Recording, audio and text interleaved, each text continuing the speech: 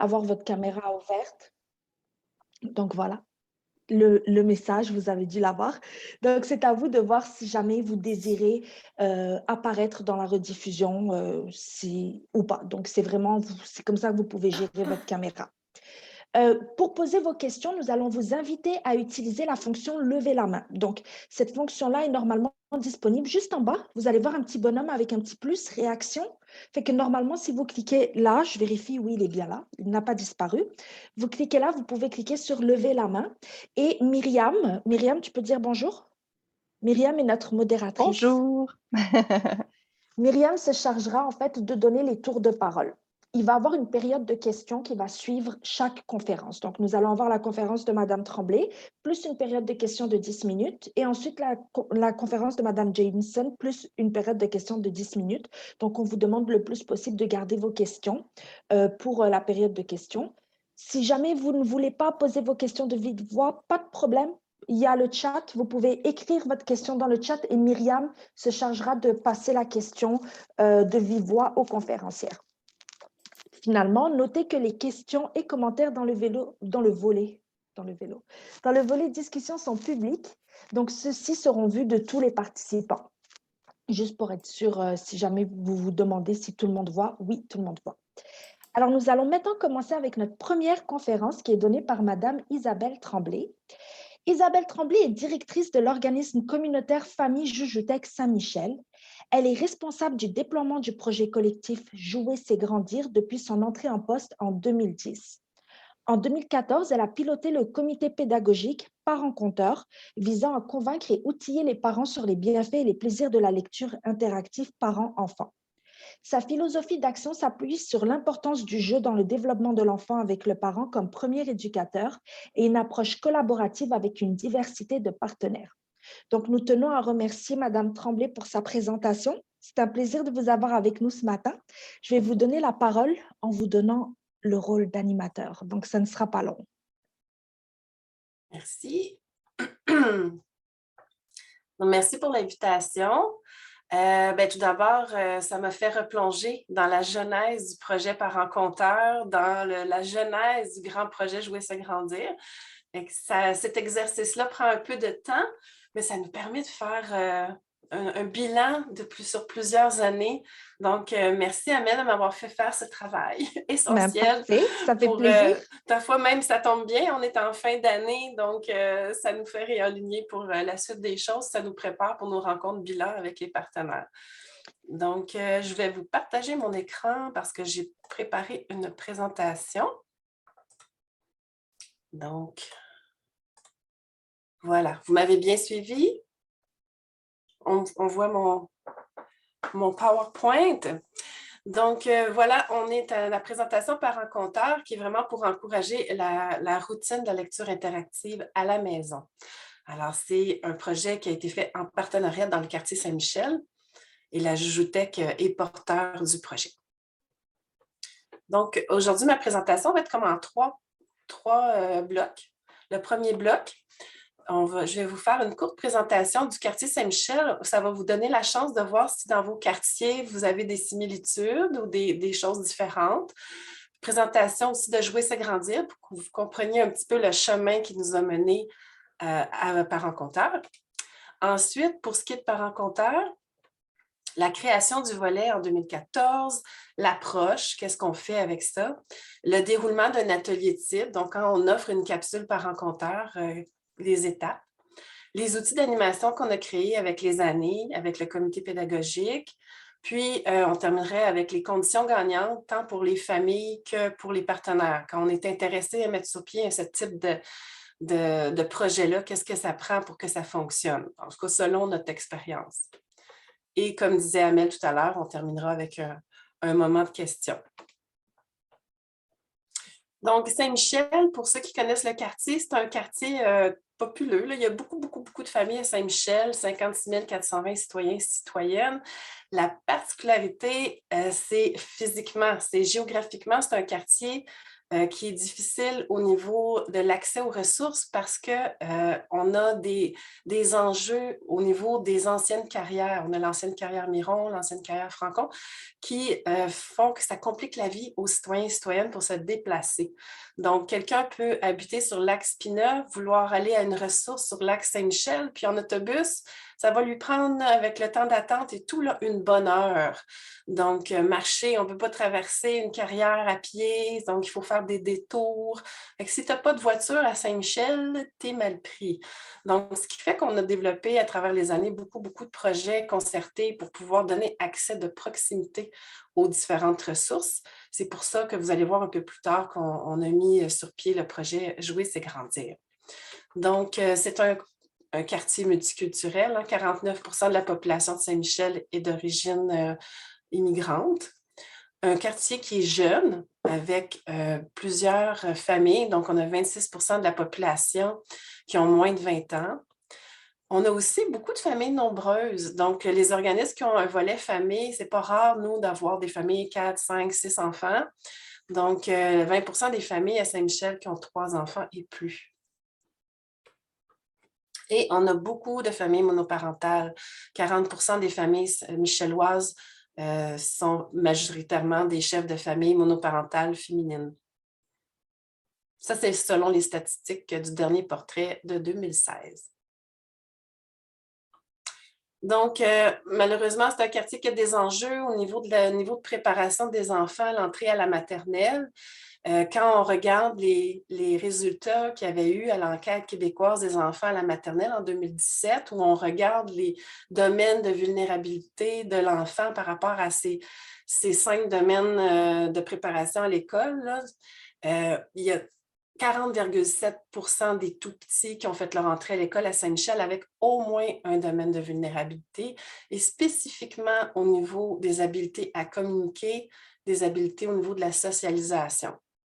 Donc, ça nous préoccupait à l'époque, en 2017. Puis, en 2012 aussi, on a même eu un recul. Donc, ça ne s'améliore pas, malheureusement. Puis là, avec la pandémie, on voit la rentrée scolaire prochaine là, avec une certaine inquiétude. Donc, si on compare au territoire montréalais global, c'est 28,5% des enfants montréalais qui font leur entrée à l'école avec au moins un domaine de vulnérabilité. Donc, de jouer, c'est grandir, c'est un atelier de jeu parents-enfants qui a été mis sur pied en 2004, justement pour qu'on puisse avoir accès facilement de la maison, à distance de marche, à une activité de jeu stimulante, amusante pour les parents et les enfants, gratuite et proche de la maison. Donc, ça a été mis sur pied parce qu'en 2004, ça fait longtemps, les partenaires de la petite enfance avaient vu que les enfants, même à l'époque, arrivaient à l'école avec un niveau de préparation insuffisant. Puis, on a décidé de faire une action ciblée, concertée, pour rejoindre les parents immigrants qui n'avaient pas encore accès à des services de garde, des parents qui n'avaient pas assez de revenus suffisants pour avoir accès à des activités de loisirs payantes, donc à faible revenu, des parents dont la langue parlée à la maison était autre que le français et l'anglais, des familles monoparentales, des mamans à la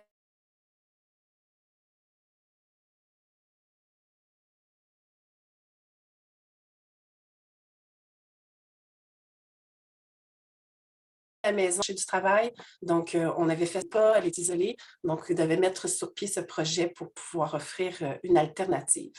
Et c'est ça, des enfants qui ne fréquentent pas un service de garde. Donc, les ateliers, c'était de sensibiliser les parents à l'importance du jeu dans le développement global, un petit peu comme en service de garde éducatif, mais en présence du parent. Favoriser la relation parent-enfant à travers le jeu, on s'était rendu compte que c'est sûr, à partir du parcours, l'immigration, la vie quotidienne est plein de défis. Jouer, c'est grandir, ça permet d'avoir au moins un moment dans la semaine positif où les parents peuvent se déposer, puis avoir du plaisir, voir grandir leurs enfants à travers le jeu. C'est un moment de satisfaction parentale, puis de bienfait pour l'enfant. Favoriser le développement global du tout-petit pour justement aider son niveau de préparation à l'école. On voit moins maintenant à Saint-Michel depuis que les prématernelles 4 ans, des enfants de 4 ans. Maintenant, Jouer, c'est grandir, c'est principalement des 0-3 ans parce que c'est multi-âge, hein, on accepte la fratrie. Et c'est tant mieux parce que l'école leur permet aussi d'avoir accès à du matériel parfait éducatif là, pour leur développement et leur socialisation. Briser l'isolement des parents, créer un réseau d'entraide entre les parents, faire en sorte que les mères rencontrent rapidement une voisine, un parent qui a des enfants du même âge que le leur, qui vont sûrement se retrouver à la même école de quartier. Et le volet atelier de Jouer, c'est grandir, ça réunit en fait tous les organismes du quartier Saint-Michel qui ont un volet familial. Donc, que ce soit la Joutec, Mon Resto Saint-Michel, la Maison de la Famille, le Centre éducatif communautaire René Goupil, la Maison d'Haïti. Et tout dernièrement, on a aussi ajouté cette année la Bibliothèque des jeunes de Montréal. Donc, le parent peut vraiment avoir accès selon l'horaire, parce qu'on essaie ensemble d'avoir un horaire diversifié, puis il peut avoir accès à distance de marche et gratuitement à un Jouer, c'est grandir. Donc, par année, on rejoint environ 90 familles pour 120 inscriptions parce que certaines familles vont s'inscrire à plus d'un atelier. Et puis, quand on regarde, hein, ça fait depuis 2004, là, je dis 2000 enfants, je n'ai pas fait le décompte exact, là, mais je ne suis pas généreuse, je suis conservatrice. Là, je pense que c'est plus que ça. On les a vus grandir, ces tout petits-là, puis il y en a beaucoup là, qui ont fait leur entrée à l'école avec, en tout cas, j'ose espérer moins de retard de développement grâce à Jouer, c'est grandir. Donc, l'aventure parents-conteurs, pour ce que nous sommes aujourd'hui réunis, c'est l'aventure de la lecture interactive qu'on a vécue à partir de 2013. L'étincelle s'est fait en 2013. Puis en 2014, on a commencé à l'animer. Puis en 2017, on avait aussi ajouté un volet conférence dans les écoles. Mais là, avec la pandémie, ça a été mis sur pause. Mais on l'a fait de 2017 à 2020. Donc, qu'est-ce qui a créé l'étincelle?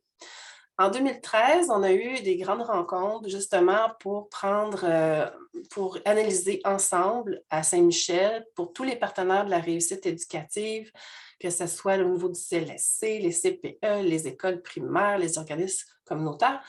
On s'est rencontrés pour regarder les résultats de l'ECDEM de 2012. Puis, force est de constater qu'on a fait des constats au niveau de la communication, au niveau des habiletés de socialisation. Puis, on a discuté, on a eu la chance d'échanger avec des enseignants du préscolaire. Puis, eux nous ont fait des constats, des préoccupations qu'ils avaient face aux élèves de leur classe. Puis, quand on regardait ça ensemble, ils disaient, bon, les enfants arrivent à l'école avec peu de vocabulaire, peu de connaissances générales.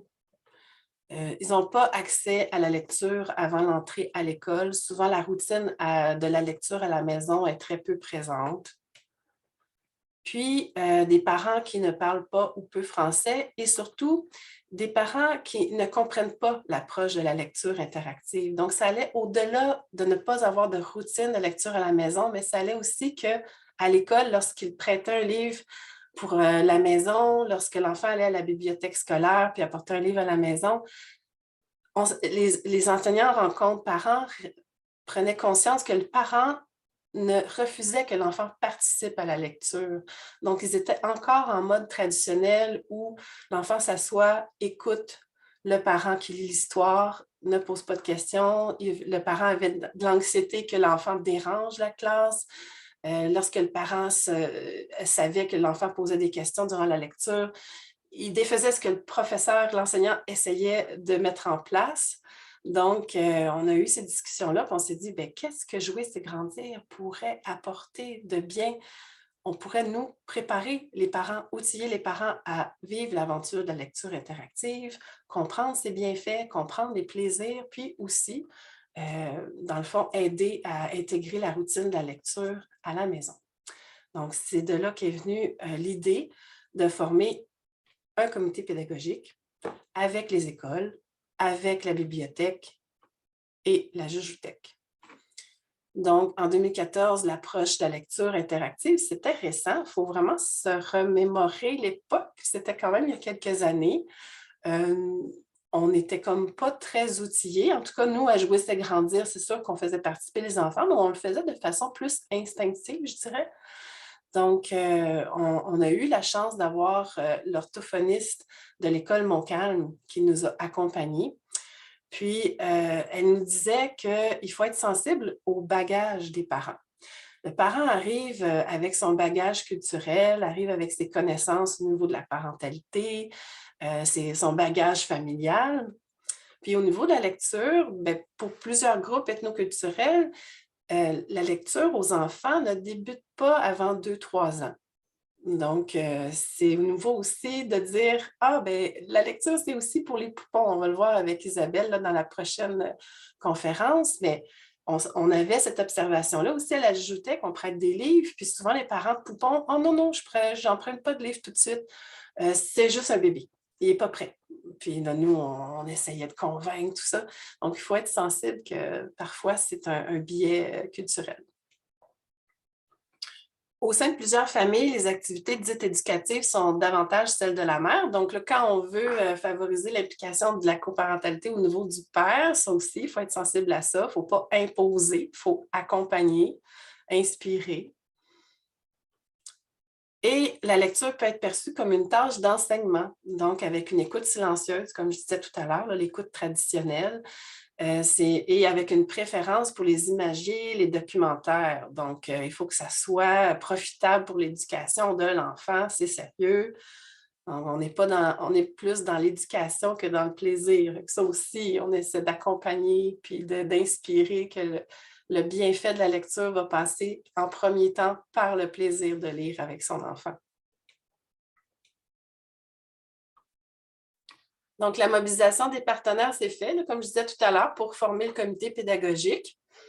On avait la chance d'avoir des partenaires de choix. On a eu l'orthophoniste de l'école Montcalm qui pilotait à l'époque le projet de lecture au préscolaire, le préscolaire J'y compte bien. On avait aussi la responsable du bureau coordonnateur Lieu des petits, qui est responsable de 60 milieux de garde en milieu familial à Saint-Michel, la bibliothèque de Saint-Michel et nous, la JUJTEP, comme porteur de Jouer, c'est grandir. Donc, ça a l'air facile et simple, une définition, mais de s'entendre sur chacun des mots choisis, puis de se dire ça va être vraiment la base sur laquelle on va travailler, c'est la définition de la lecture interactive par enfant qu'on a choisi, qu'on a discuté, échangé, choisi chaque mot. Et c'est la voici, la voilà. C'est la lecture d'un livre par le parent à son enfant, pendant laquelle le parent encourage et soutient la participation active de l'enfant dès sa naissance. Donc, pour nous, ça a été vraiment la pierre angulaire, la pierre d'assise de notre parent compteur.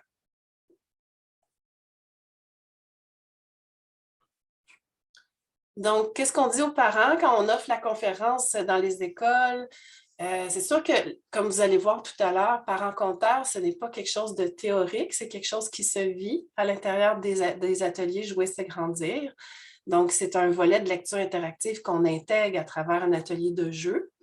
Cela dit, il y a quand même de la théorie qu'on passe à travers nos interventions auprès des parents. Là, je vous la présente vraiment de façon résumée et tout en même temps, mais normalement, c'est fait à travers différentes rencontres auprès des parents qui s'inscrivent dans une session. Donc, lors de la lecture interactive par enfant, l'enfant est invité à choisir le livre. Donc, si l'enfant veut lire des livres sur les fantômes, il peut avoir accès à un livre sur les fantômes. C'est sûr que le parent, lui, des fois, il faut peut-être le convaincre que ce n'est pas nécessairement des documentaires qu'il faut toujours explorer. Donc, on offre une panoplie de différents livres pour que l'enfant puisse choisir. Il est invité à manipuler le livre. Donc, même s'il est tout petit, on montre aux parents qu'il y a des livres tout carton, qui sont solides. Il faut que l'enfant puisse toucher, l'enfant puisse tourner les pages.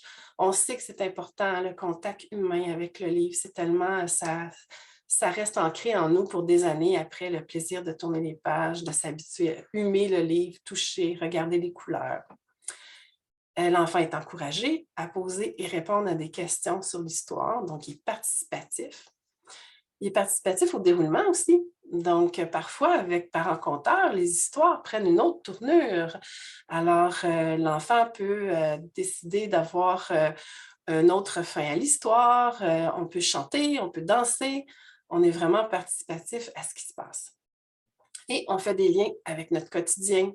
Donc, on peut arrêter l'histoire pour raconter qu'est-ce qui s'est passé à la maison de Thomas. On peut faire des liens avec le beau soleil de la journée qui nous a accompagnés vers l'atelier ce matin ou la tempête de neige. Donc, il y a toujours des liens à faire avec le quotidien des enfants et des familles.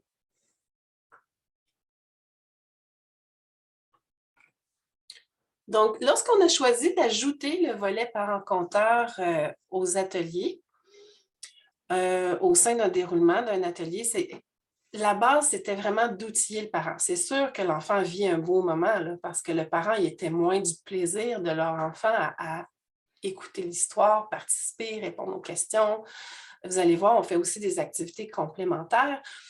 Tout ça, c'est pour faire vivre ce moment-là aux parents, puis qu'ils puissent en bénéficier comme un genre de coaching, donc avec des expériences, avec voir les résultats de la participation de leur enfant, c'est gagnant pour la maison.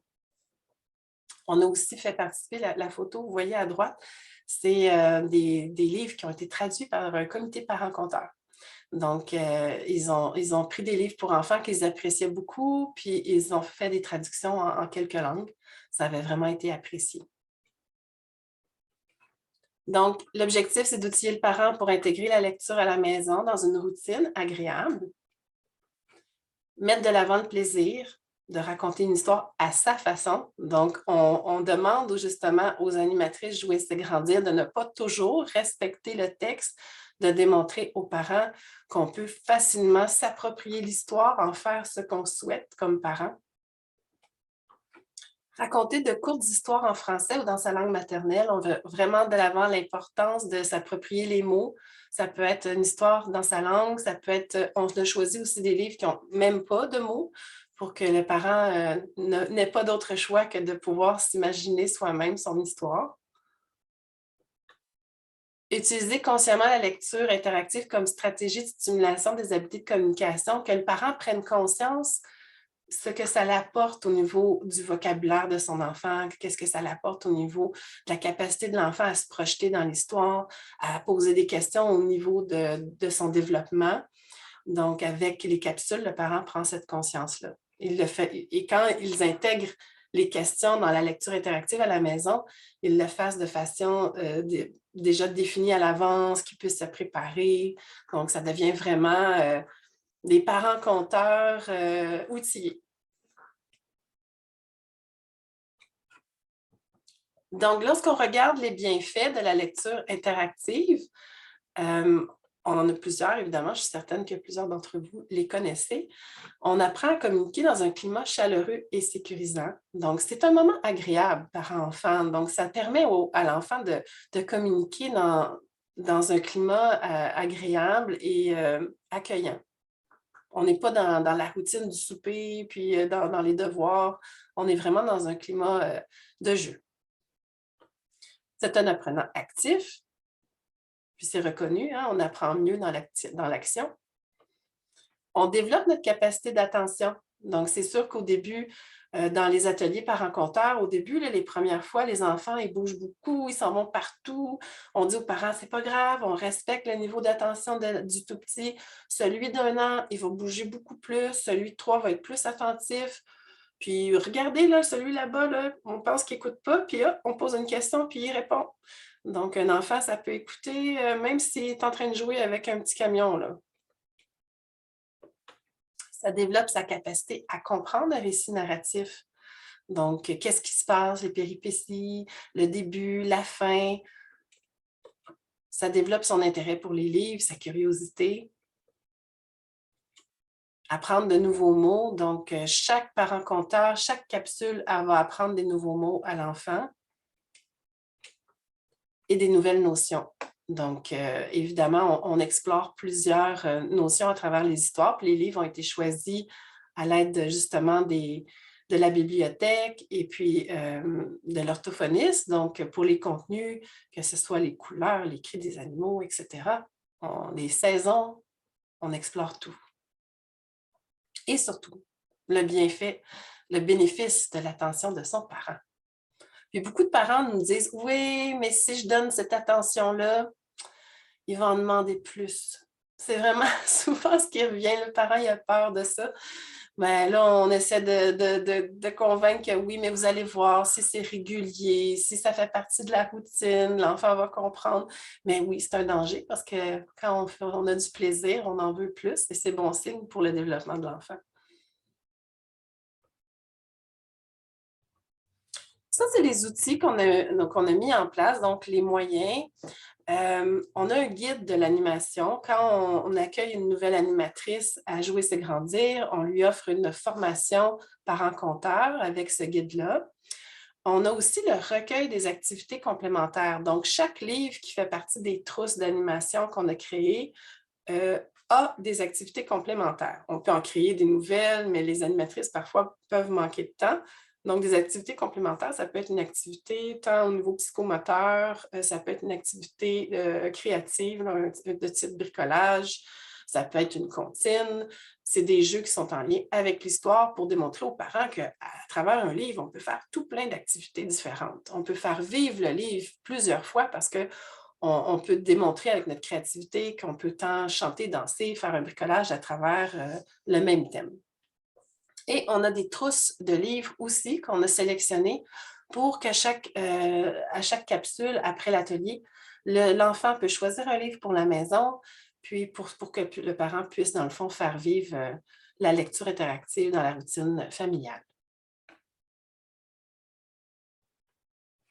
Donc, la diversité de livres, on en a parlé un peu tantôt. Nous, on a choisi des livres qui avaient peu de mots à cause que les parents, justement, parlent moins bien français. On ne voulait vraiment pas créer de stress d'appropriation de l'histoire telle qu'elle est dans le livre.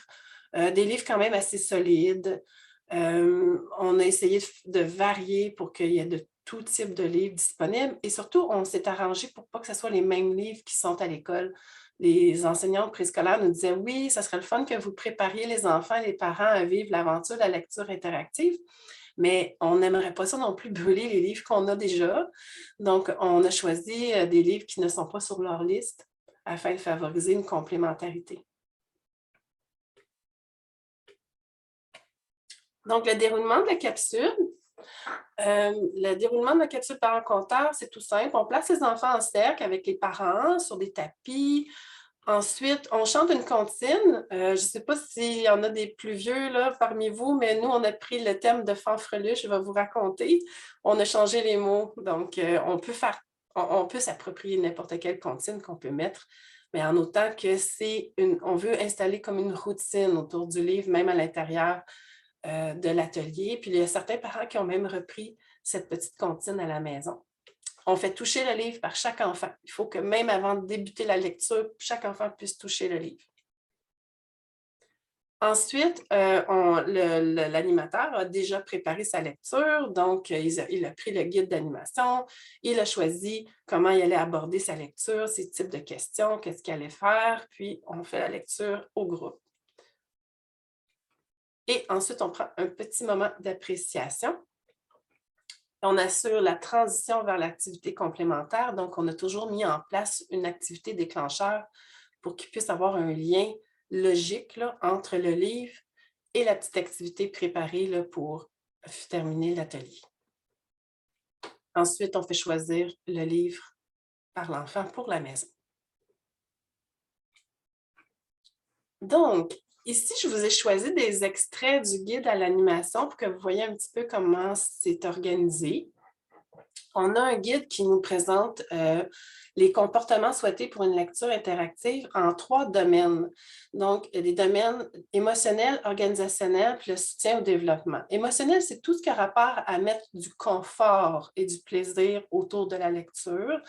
Donc, exemple, on démontre notre enthousiasme à l'enfant, je suis bien avec toi, on va passer un bon moment, viens t'asseoir sur moi, ou viens, on va aller dans le lit, on va se préparer pour le dodo.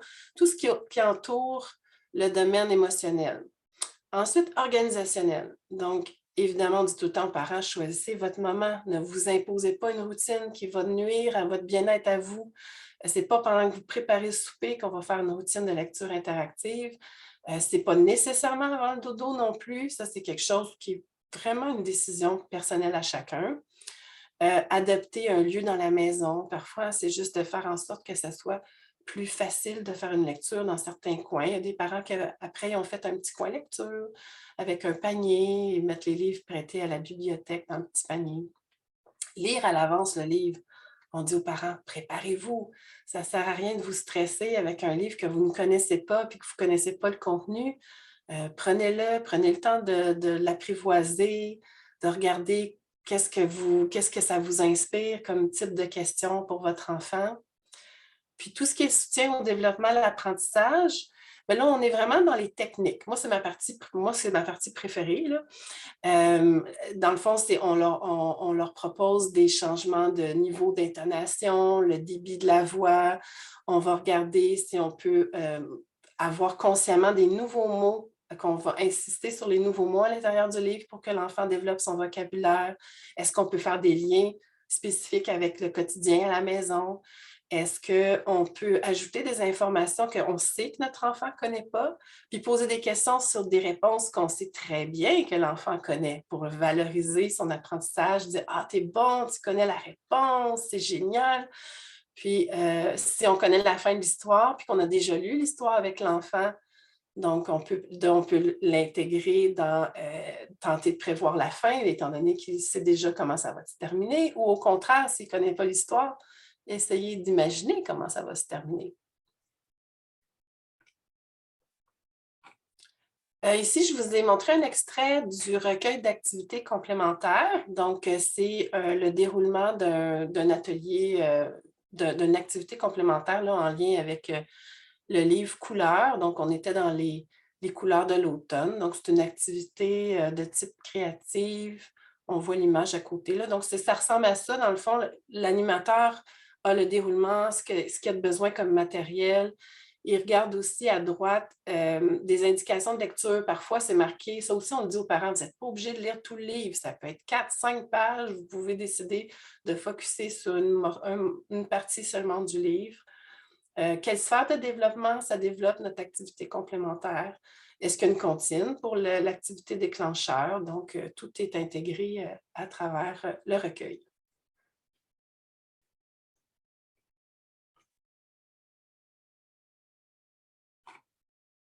Donc, ceci, c'est notre petit train des comportements souhaités. Vous voyez, il y a comme dans les wagons, c'est des comportements souhaités d'un parent. C'est une approche parent positif. Puis, on a chaque comportement souhaité du parent positif, on l'a pairé avec un billet de train. Puis, le billet de train, c'est un comportement souhaité pour la lecture interactive. Donc, ce train-là existe depuis 2004. Il y a un petit côté vintage aussi au niveau du look, là, mais ça, on ne l'a même pas modernisé, on l'a gardé comme ça. Puis, quand est venu le temps de parent-compteur, on a pairé des billets de train. Donc, ce sont les comportements qu'on a extraits du grand guide, qu'on a mis de l'avant au niveau des ateliers. Donc, à chaque atelier Jouer, c'est grandir, on débute l'accueil avec justement un échange entre parents sur un wagon et un billet de train. Donc, il y a un parent qui prend la parole, il dit comment ça se passe chez lui par rapport à ça. Il y a vraiment un échange entre parents sur ça. Là, Amel, est-ce que j'ai combien de temps à peu près qu'il me reste? Il te reste, je dirais, 10 minutes. OK. Donc, ce sont les comportements qu'on met de l'avant pour les parents. On en a déjà parlé de toute façon. Ce que je vois, là, je ne veux juste pas me répéter. Donc, choisir le livre selon ses goûts. L'immobilité, ce n'est pas exigé. C'est quelque chose que le parent souvent demande de respecter. Même, on voit souvent plusieurs parents gênés que leur enfant bouge. À Jouer, c'est grandir, même pas parent-compteur. Dès que l'enfant a la bougeotte, c'est comme une honte. On est vraiment là pour dédramatiser, puis c'est normal que tout petit est physique. puis qu'il peut avoir beaucoup de plaisir à faire le petit lapin de l'histoire. Il n'y a pas de souci, on peut l'encourager même. Puis ça qu'on disait aux parents, on peut devenir une classe de petits lapins qui rentrent dans l'histoire, puis on prend un temps pour explorer avec le mouvement. Offrir une période de temps pour favoriser la découverte du livre pour que l'enfant puisse vraiment bénéficier du contact physique avec le livre, prendre le temps de le regarder, tourner les pages. À l'école, hein, souvent les parents nous disent « L'enfant, il n'a pas l'habilité pour tourner les pages du livre, c'est difficile pour lui. » Donc, c'est important, ça s'apprend. Ce n'est pas aux parents à toujours prendre le livre puis tourner les pages à la place de l'enfant. Démontrer du plaisir d'être ensemble, évidemment, trouver le bon moment, ne pas imposer la routine, mais bien la vivre dans le plaisir. Encourager, féliciter pour toutes les tentatives que l'enfant fait, mettre de l'avant ses bons coups, ses tentatives de réponse. Toute participation de l'enfant devra être mise de l'avant comme quelque chose de positif. Donc, tu as pris ton temps pour bien regarder partout, continue. Le laisser prendre le lead, prendre le leadership de la lecture. C'est lui, le lecteur. C'est important qu'il puisse poser ses questions, être encouragé dans son implication. Varier les stratégies de lecture pour maintenir son attention. Donc, évidemment, là, on sort le parent de leur zone de confort. On demande aux animatrices de ne pas être des spécialistes du livre parce que des fois, quand on va aller aux heures du conte, on a accès à des spécialistes de l'animation du livre qui sont vraiment bons pour changer leur voix puis faire toutes sortes de trucs inimaginables. On n'est pas tous des comédiens puis des grands conteurs. Donc, les animatrices ne sont pas des spécialistes non plus. Elles démontrent qu'elles sortent aussi parfois de leur zone de confort en imitant un lion. Puis là, tous ensemble, on imite le lion puis on voit la réaction des enfants. Donc, c'est ça qui est payant. Puis on dit tout le temps aux parents, tout ce que vous allez faire, vous allez être vraiment comme très, très, très, très, très encouragé par l'enfant. Il va adorer. Là. Vous n'avez pas à vous soucier de votre performance. D'être là pour l'aider à apprendre à lui poser des questions qui sont ajustées au niveau de son développement. Donc, en lisant le livre avant, vous allez pouvoir, comme parent, déterminer le type de questions que vous pouvez poser à votre enfant. Puis, on termine toujours aussi en disant aux parents, comment je peux faire pour faire une routine de lecture à la maison? Donc, lire le livre, pas se sentir obligé de respecter le texte, ne pas se sentir obligé de lire tout le livre. Comme je disais tout à l'heure, ça peut être seulement le début, la moitié. On peut faire des suites. La langue maternelle est mise de l'avant et surtout choisir le bon moment. Puis, une période de 10 minutes, c'est très, très, très, très, très bien. On n'a pas à faire des périodes d'1 heure de lecture interactive avec des tout-petits. Et impliquer les autres membres de la famille. Il y a beaucoup de fratries, des grands frères, des grandes sœurs qui peuvent participer. Les papas, les tantes, les oncles, bref, tout le monde peut s'y mettre. Les conditions gagnantes, donc évidemment, si vous voulez mettre ce type de projet là, dans vos milieux, pour les parents, bien, ce qu'ils nous disent, hein, c'est qu'ils sentent vraiment que les ateliers sont éducatifs, sont amusants, mais sont aussi de qualité. Donc, on a une conseillère pédagogique qui fait en sorte qu'il y a un respect des plateformes pédagogiques, des projets tant parents-conteurs que Jouer, c'est grandir. Je vous dirais qu'avec l'expérience, je suis là depuis 2010, on a un grand roulement d'animatrices. Je dis animatrice parce que personnellement, je n'ai pas encore rencontré d'animateur Jouer, c'est grandir. J'aurais aimé ça, mais ce sont des femmes. Et puis, il faut les former à chaque fois qu'il y a une nouvelle personne qui arrive, c'est sûr, parce qu'évidemment, elles ne connaissent pas le projet. Donc, ça, c'est vraiment gagnant. Gratuit, à proximité de la maison, qui place le parent comme premier éducateur, puis qui évolue selon les besoins des enfants. Donc, c'est pour ça qu'on a fait parent-compteur.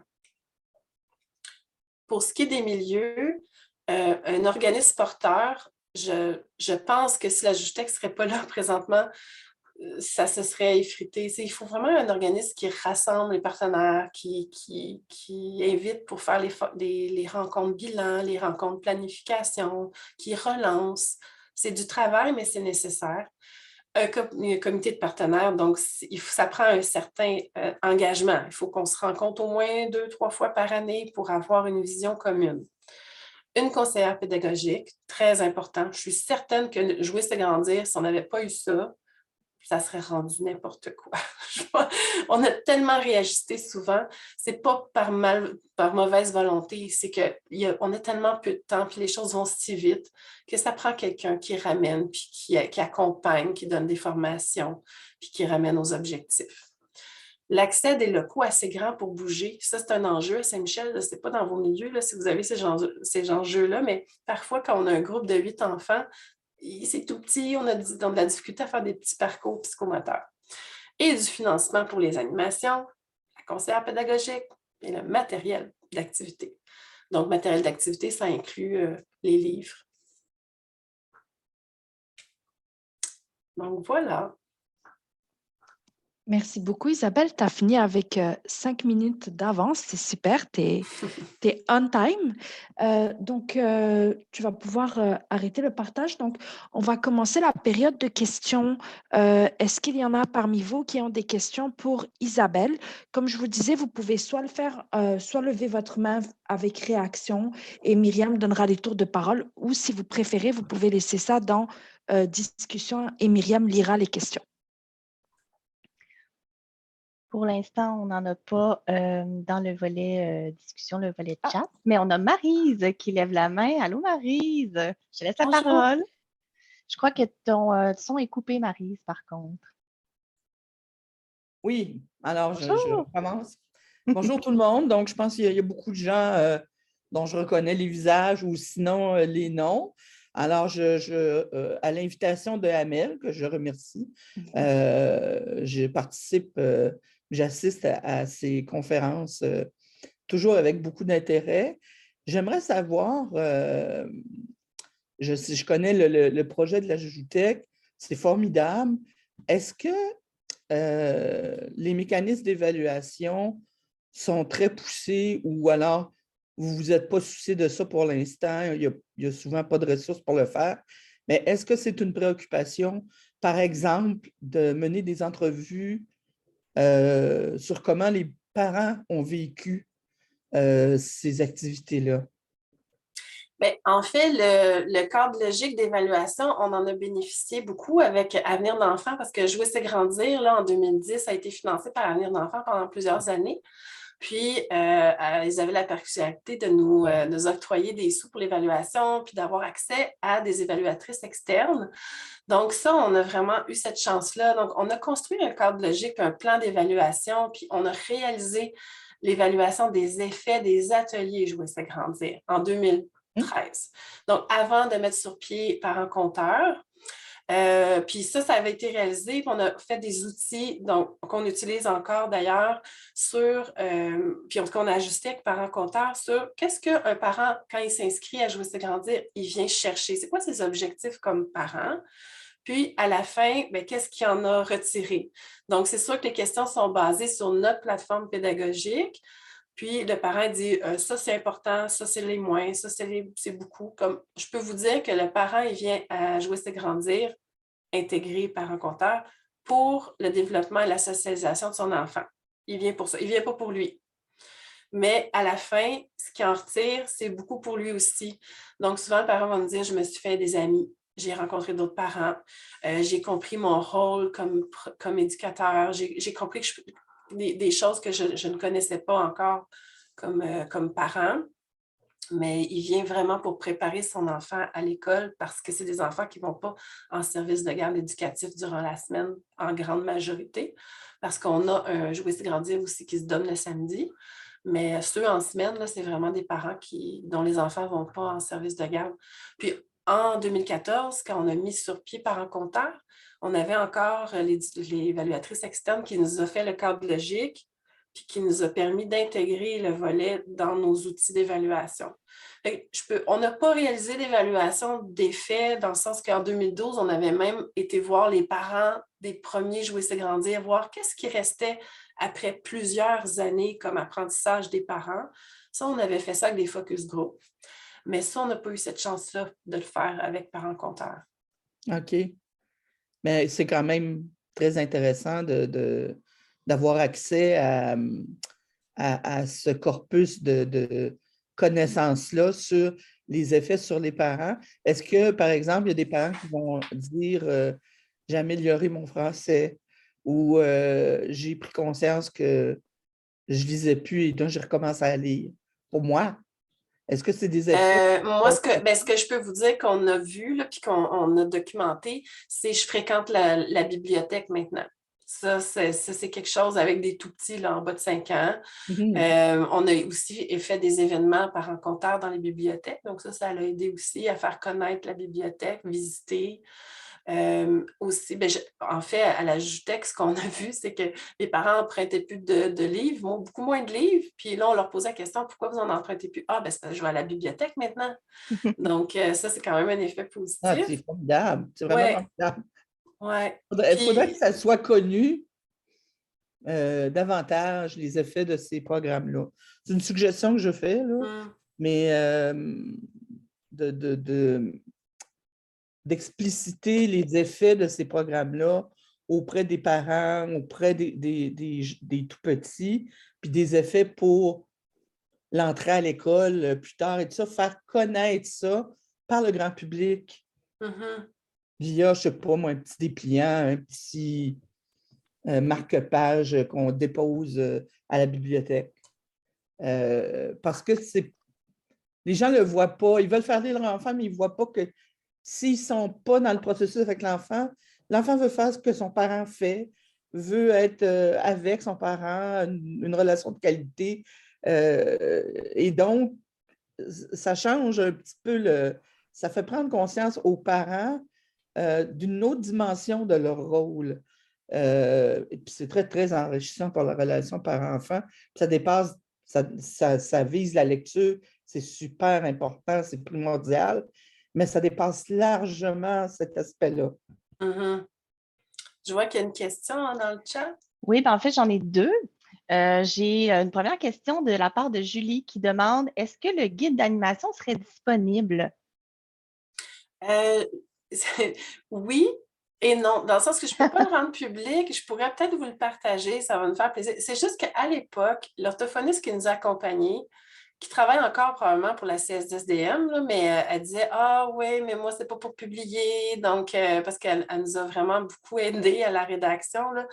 Mais moi, ça me ferait plaisir de le partager. C'est juste que si je vous l'envoie, là, vous ne pouvez pas le rendre Oui, public. Julie a dit juste pour nous avec un petit sourire. Là, un petit Donc, sourire, voilà. vous savez que vous ne pouvez pas le diffuser Non, si je peux jamais pas vous le diffuser. recevez. C'est ça.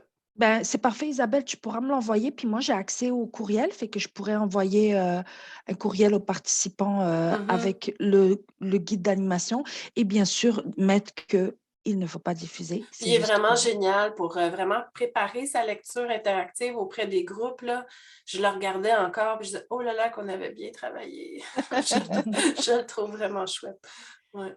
Parfait. Puis on a également une autre question de la part de Mélissa qui demande si les parents ne parlent pas du tout français, qu'est-ce qui se passe? Comment est-ce que vous vous débrouillez? Oui. Bien, en fait, Saint-Michel, ça a une particularité. Hein, c'est quand même assez d'immigration qui parle assez bien français. Qu'on parle de pays du Maghreb, qu'on parle d'Haïti. Donc, c'est sûr que des parents anglophones, on n'est pas à Parc Extension. Donc, c'est différent. Ça arrive, cela dit. Nous, on a un organisme qui s'appelle Femmes Relais qui, quand on prépare d'avance une participation d'un parent anglophone, on peut avoir une femme relais qui vient faire le relais, donc qui peut nous aider. On fonctionne par inscription. Ce n'est pas un événement où je ne sais pas quel parent qui va se présenter. Fait qu'évidemment, on le sait d'avance qu'on va avoir un parent qui parle moins bien français. On s'est déjà débrouillé avec un parrainage entre parents. Donc, il y a un parent sur place avec une maman qui venait d'arriver du Maghreb, mais qui parlait très, très peu français. On l'a pairé avec une autre maman qui parle arabe. Donc, elle a pu bénéficier de cette aide-là. Puis, ça a créé une amitié aussi. Donc, c'est sûr qu'on se débrouille comme ça. Mais vu que c'est en présentiel, puis c'est sûr, pendant la pandémie, là, on a été en Zoom avec tout ça. Mais là, on est en présentiel encore. Donc, c'est quand même assez facile. C'est juste qu'on n'est pas dans... quand ça arrive, c'est un parent. Non, c'est pas la majorité.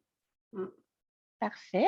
On a une autre question qui est arrivée sur le chat de la part de Catherine qui se demande de quelle façon les parents ont été rejoints, comment est-ce qu'ils ont connu le programme.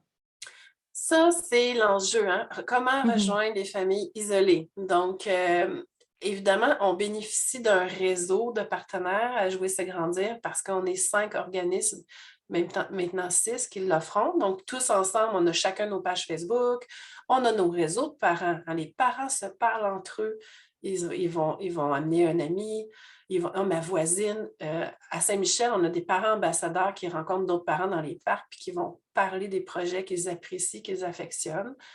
On a les babillards de tous les organismes.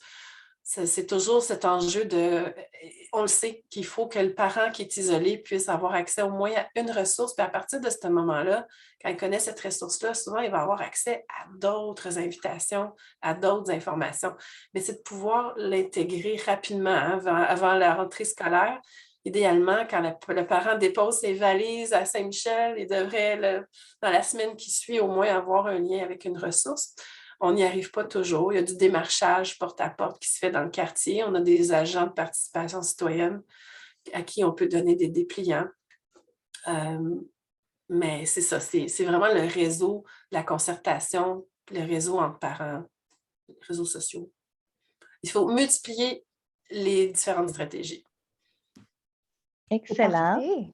Est-ce qu'il y a une autre question? Pas dans le chat pour l'instant. Je ne sais pas si quelqu'un d'autre veut lever la main ou nous faire part d'une autre question. Non? Non, je ne crois Super. pas. Dans ce cas-là, on va passer. Bon, déjà, Isabelle, merci beaucoup. Mais C'était merci. super intéressant. Je suis sûre que ça a vraiment outillé tout le monde là. Il y avait vraiment de super idées pour bien pouvoir outiller, accompagner le parent dans les laits. Moi, j'ai trouvé ça très, très, très intéressant. Merci. Donc, je te remercie. Je vais donner maintenant la parole à notre deuxième conférencière, Isabelle Jameson. Donc, Madame Jameson est bibliothécaire jeunesse pour le réseau des bibliothèques de Montréal depuis 2005. Sa passion, l'animation et la médiation du livre jeunesse. Des poupons de 6 mois à qui elle adore raconter des tout cartons, aux ados de 14 ans avec qui elle aime discuter en passant par les nouveaux lecteurs qui avancent dans les livres à pas de souris et par les plus grands, avides de nouvelles séries, rien ne la rend plus heureuse que de mettre le bon livre dans les mains ou devant les yeux du bon lecteur. Donc, merci beaucoup Isabelle d'être avec nous aujourd'hui. Donc, nous avons 2 conférencières Isabelle. Pour cette super présentation, on a vraiment hâte de t'entendre. On te remercie. Normalement, tu peux partager ton écran. Est-ce que tu as accès à écran partagé? Attendez, je vais essayer. Je ne suis pas une experte, loin de là. Je crois que oui. Voilà. Oups, je vais me mettre en diaporama. Je vais essayer. Et voilà. Tout est beau? Est-ce que ça fonctionne? Ben, ce n'est pas en diaporama. On ne le voit pas en diapo. On voit comme Taille en bas, là. diapositives sur le côté. On voit comment? On voit les diapositives sur le côté. Donc, on ne voit pas ça comme en... OK. Attendez, je vais arrêter. J'ai fait la même chose que tantôt. Je vais écran partagé. Ensuite, comme ça. Partager. Et là, si je me mets... Attendez. Est-ce que ça fonctionne? Ben, on te voit, on voit tes trucs, mais on voit les diapositives sur le côté. Peut-être si tu vas dans le diaporama en haut. Mais moi, ce que je sais, par exemple, là, c'est que quand je fais un partage d'écran, il faut que je le fasse comme ça, puis après, je mets le mode diaporama, sinon personne ne me suit. OK, attendez. Bon, j'essaie de revenir une dernière fois. On le met ordinaire, puis après, d'accord, je comprends. Ouais, je pense que je viens de voir ce que tu veux dire. J'essaye. Dernière fois. Ça. Et après. Là, tu as dit quelque chose? On voit les diapositives sur le côté. Mais Encore? Mais on voit bien quand même, on voit quand même bien ta diapo principale. Donc, je ne sais pas si ça te dérange qu'on voit les diapositives sur le côté. Attends un petit peu. Je ne comprends pas pourquoi ça fait ça. Je vais essayer de fermer tous mes autres trucs, puis sinon, je vais y aller comme ça. Là. Sinon, moi, j'ai ta présentation aussi en PDF, si tu veux que je la partage là. Écoute, sinon, on fera ça comme ça.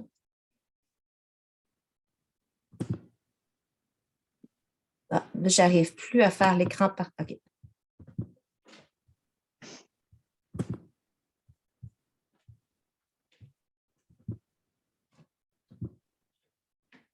Bon. Ça... Non, vous voyez encore les diapositives? Oui, mais on voit bien ta diapo principale, C'est pas donc grave. c'est pas grave. OK. OK. Bon. Puis si je change, est-ce que ça fonctionne? C'est l'autre qui passe? Ou... Non. C'est bizarre parce que moi, sur mon écran, je vois comme le truc principal. Tu sais qu'est-ce que Donc, je vais faire? OK. Ah Non, oui, là, là, c'est ça a correct. changé. Ça a changé là. Là, On est vous venu voyez dans... quoi, là? Là, on voit un club de lecture parents-poupons. Et Accompagner les parents. vous voyez comme si c'était en diaporama ou pas? On le voit comme si c'était une diapo que tu allais modifier, mais on le voit bien quand même. OK. Vous n'avez pas vu en diaporama? Non.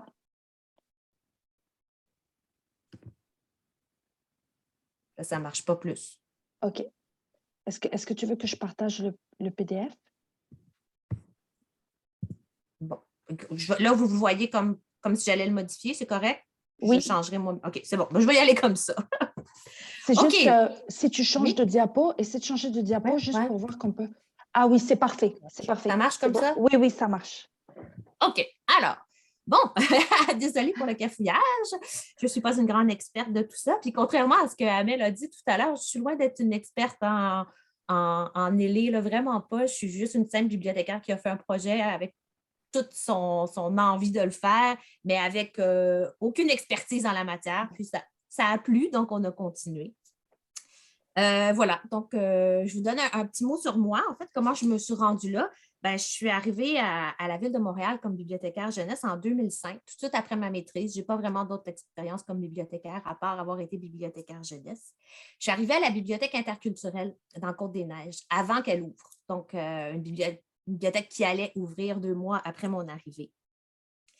Et à ce moment-là, j'arrivais des études en histoire de l'art. J'avais travaillé en médiation de la culture, donc comment amener l'art actuel auprès des enfants, des classes. Ce qui fait que j'avais développé beaucoup d'intérêt pour le visuel. Donc, après ma formation de bibliothécaire, je me suis dit, pourquoi je ne ferais pas un certificat en littérature jeunesse en plus? Donc, j'ai fait ça, un certificat en littérature jeunesse, tout en apprenant sur le tas mon métier de bibliothécaire jeunesse, parce que ce n'est pas quelque chose vraiment qu'on nous enseigne à la maîtrise. Donc, qu'est-ce que je devais faire? Mon premier mandat en arrivant à la bibliothèque interculturelle, c'était de lancer tous les services pour la section jeunesse. Donc, les services pour les écoles, pour les CPE, pour le grand public. Et je dois vous dire que là, en 2005, il n'y avait pas grand-chose dans le réseau des bibliothèques de Montréal, du moins pour les poupons. En fait, en 2005, il n'y avait pas beaucoup de bibliothécaires jeunesse dans le réseau des bibliothèques de Montréal, tout court. Je pense qu'on était moins que 5 sur les 45 bibliothèques. Donc, j'y connaissais pas grand-chose, puis j'avais pas beaucoup de collègues à qui me référer. J'avais pas beaucoup de collègues sous la main. Donc, là, ce qui est arrivé, c'est que, boum, de 2006 à 2012, j'ai eu 4 enfants back-à-back. J'ai été plus souvent en congé de maternité qu'en présence à ma bibliothèque. Et sauf qu'à mon retour en 2013, j'avais vraiment une bonne expérience pour ce qui était d'animer des livres pour les poupons. J'en avais jamais fait avant, mais là, j'avais un public captif à la maison. Je m'étais beaucoup pratiquée. Et puis, j'ai décidé de transposer cette expertise-là que j'avais développée à la maison, à la bibliothèque, avec les parents. Comment ça s'est traduit, ça, au fil des années dans ma bibliothèque? Ah oui, entre-temps, j'ai changé de bibliothèque aussi. Je suis partie de Côte-des-Neiges pour me rendre à Villeray, donc la bibliothèque Le Prévost. Je suis dans le même arrondissement que l'autre Isabelle. On est voisines de quartier. Elle est à Saint-Michel, moi je suis à Le Prévost, dans Villeray, mais ce sont des réalités complètement différentes. Nos populations sont pas à l'opposé, mais pratiquement, sont vraiment très, très, très différentes. Donc, qu'est-ce que j'ai instauré à Le Prévost pour les poupons, pour les parents? Qu'est-ce qu'on a fait? Bien sûr, les heures du compte pour les 0-24 mois qu'on fait pratiquement toutes les semaines. On s'est mis à prêter des porte-bébés aussi, parce que ça coûte cher, les porte-bébés. Donc, c'était la mode dans les bibliothèques il y a plusieurs années, encore aujourd'hui, le prêt d'objets. Nous, on a lancé le prêt de porte-bébé. Est venu avec ça des ateliers de portage, donc apprendre comment nouer les grandes écharpes extensibles, les écharpes tissées, comment bien positionner son bébé dans le ergo baby, les prémoulés, les préformés. On a mis un arbre à suce aussi parce que c'était le fun d'instaurer ce rituel-là. Quand bébé ne veut plus sa suce, on vient l'apporter à la bibliothèque dans l'arbre. Et puis, est arrivé ce super projet-là de développer un club de lecture parents et poupons. j'ai oublié de changer mes slides. C'était celle-là que j'étais supposée de vous raconter. Donc, voilà. La petite que vous voyez là, Clémence, est aujourd'hui en 2e année. Donc, c'est aussi à cette période-là que je me suis mise à représenter la bibliothèque sur les différentes tables de concertation de quartier. Donc, dans Villeray, on a le comité 05 et le comité 612 qui sont des tables où se réunissent tous les partenaires, tous les organismes communautaires du quartier travaillant avec la clientèle ciblée. Et là, ben, un peu comme Isabelle, c'est vers les mêmes années, il y a eu Avenir d'enfants qui est arrivé, qui a offert du financement pour les projets concertés autour des tables. Et avec Espace Famille Villeray, qui est l'organisme en périnatalité dans Villeray, en fait, qui s'occupe principalement des mamans et des jeunes enfants, on a décidé de lancer un projet autour d'un club de lecture parents-enfants. Au départ, l'organisme communautaire, puis les autres partenaires autour de la table, ils voulaient un projet pour les 2 à 5 ans. Donc, un projet sur la lecture pour les 2 à 5 ans, le jour, la semaine, pour les mamans et les papas à la maison. On s'est enligné comme ça sur la première année de financement et on s'est rendu compte qu'il y avait un intérêt, mais qui n'était pas magistral. Il fallait on faisait 3 sessions par année, il fallait qu'on cherche un peu des parents. Les parents qui étaient là étaient très motivés, recrutaient dans leurs amis pour venir, mais on avait de la difficulté à créer notre groupe de 10 parents. Donc, on l'a fait pendant 1 an, puis après, on s'est dit, bon, ben, peut-être qu'il faudrait se réajuster, il faudrait voir si on ne serait pas mieux de se réaligner sur un autre public cible. Là, on a tenté le coup, parce que la beauté d'Avenir d'enfants, c'était du financement sur 3 ans, il nous restait 2 années de financement. On a tenté le coup avec les 6-24 mois, donc un club de lecture parents-poupons et non plus parents-enfants. Et là, boum, des listes d'attente. Tout le monde avait envie, tous les parents, plusieurs parents dans Villeray qui étaient présents dans l'organisme communautaire à Espace Famille, étaient au fait de l'importance de la lecture pour leurs poupons, mais ne savaient pas trop comment s'y prendre. Donc, il y avait un besoin, il y avait un intérêt. On s'est réorienté vers les poupons. En quelques mots, c'est quoi le projet? C'est des rencontres hebdomadaires pendant 10 semaines. Donc, il y a 10 binômes par enfant. On se rencontre pendant 10 semaines, 1 fois par semaine. Et chaque semaine, le parent part avec un sac de livres qui contient 10 livres, avec comme devoir, comme envie, comme besoin, il fait comme il veut. Mais le but, c'est qu'il soit passé à travers ce sac de livres-là, que l'enfant ait vu ces 10 livres-là, les ait peut-être pas lus, mais les ait au moins vus sur son tapis de jeu pendant la semaine. Donc, c'est vraiment un club de lecture. Alors, slide, voilà. Dans notre demande de financement, donc pour Avenir d'enfants, on a dû détailler notre projet. C'était quoi nos buts? Nos buts, c'était de valoriser les parents dans leur rôle de premier réveilleur de leur enfant à la lecture. On voulait aussi les outiller par la présentation de techniques d'animation, mais tout ça dans un très, très, très informel. Et puis, on voulait aussi leur présenter des collections qui sont adaptées parce que plusieurs parents sont au fait, savent qu'ils seraient bien, qu'ils commencent à lire à leur poupon, mais ne savent pas nécessairement quoi leur lire. J'en suis le meilleur exemple parce que moi, avec mon premier bébé, je lui lisais des grands albums à 6 mois dans sa balançoire. Je ne sais pas ce que ça donnait, je ne sais pas si ça a donné quelque chose, mais j'ai découvert par la suite qu'il y avait d'autres choses que j'aurais pu lui mettre dans les mains avec lesquelles il aurait pu avoir du plaisir. Notre but aussi, c'était de leur fournir un bon échantillon en littérature jeunesse parce qu'on se rappelle que là, les parents que je vais chercher, ce n'est pas des parents qui fréquentent la bibliothèque. C'est des parents qui vont dans l'organisme communautaire, dans les différents organismes de Villeray. Je vais aller chercher là-bas, puis mon but, c'est entre autres de les amener à la bibliothèque. Un parent qui va dans les organismes communautaires sans nous fréquenter, nous, s'il veut avoir l'accès à 100 livres tout carton, il a besoin d'avoir un bon budget. Hein? Ça coûte cher, les livres pour enfants, ça coûte cher les tout cartons. Donc, notre but, c'était de fournir aux familles une panoplie de livres qu'ils allaient pouvoir explorer comme ça à travers les semaines. Et aussi, un autre début, c'était de partager les expériences de chacune des familles pour essayer de faire baisser la pression parce que dans Villeray, les parents se mettent beaucoup de pression de performance sur mes enfants doivent arriver prêts, mais si je n'ai pas commencé à lire alors que j'étais enceinte, ils sont presque déjà en retard dans leur tête. Là, donc, notre but, c'était vraiment de leur faire baisser la pression, de leur dire hey, c'est pas grave, c'est normal. Si bébé, cette semaine, il a juste voulu mettre le livre dans sa bouche ou le manger, c'est pas grave, ça arrive à toutes les familles à un moment donné, de temps en temps, que le bébé n'est pas disponible. OK. Donc, je change. Donc, le financement nécessaire, parce que bien sûr, mettre sur pied quelque chose comme ça coûte des sous. En gros, le projet allait être géré de la manière suivante. Moi, la bibliothèque, qui était vraiment porteur du projet, je m'occupais de faire des sacs, hein, parce que chaque famille repart avec des sacs assez résistants pour contenir 10 livres. Petit Q, si jamais vous avez envie de reprendre le projet, j'ai fait faire mes sacs chez Les Petites Mains, qui est un organisme en insertion sociale pour femmes immigrantes. Ils donnent des cours de couture, entre autres.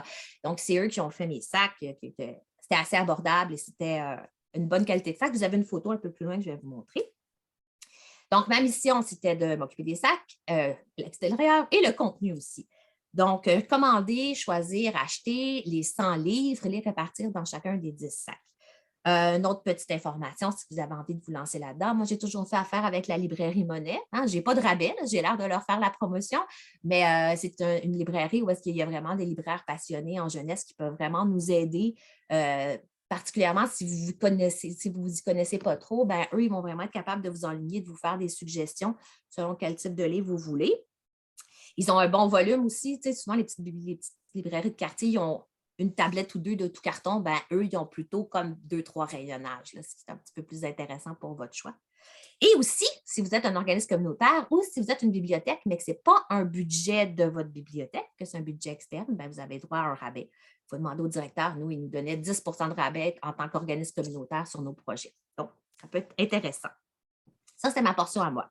L'organisme communautaire, de son côté, ce qu'il devait faire, c'était s'occuper de tout ce qui était la gestion des inscriptions.